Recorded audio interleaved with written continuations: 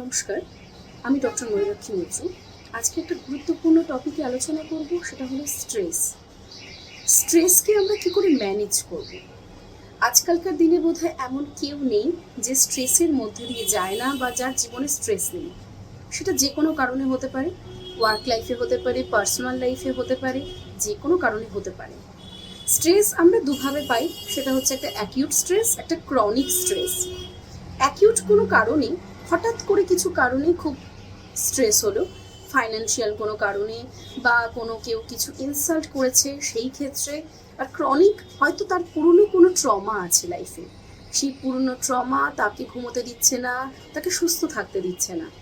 বা কারো ওয়ার্ক লাইফে একটা এমন প্রেশার রয়েছে যেই প্রেশারটা সে কোনোভাবে অ্যাভয়েড করতে পারছে না, বরং তার ওপরে সেটা ভীষণ বড় এফেক্ট দিচ্ছে।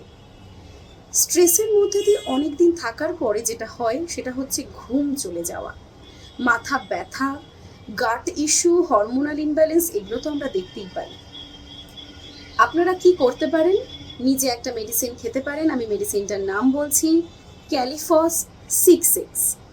এই মেডিসিনটা আপনারা খেতে পারেন 4টে করে ট্যাবলেট, একটু চুষে খেয়ে উষ্ণ গরম জল খাবেন রাতে ঘুমানোর 1 ঘন্টা থেকে আধ ঘন্টা আগে। দেখবেন এটাতে আপনার ঘুমটা ভালো হবে, আপনার নার্ভগুলো একটু ঠান্ডা হবে, যাতে আপনার ঘুমটা ভালো আসে। আর যদি আমাকে অ্যাপয়েন্টমেন্ট করার হয়, ওপরের নাম্বারে আমার সাথে কন্ট্যাক্ট করে নেবেন। নমস্কার।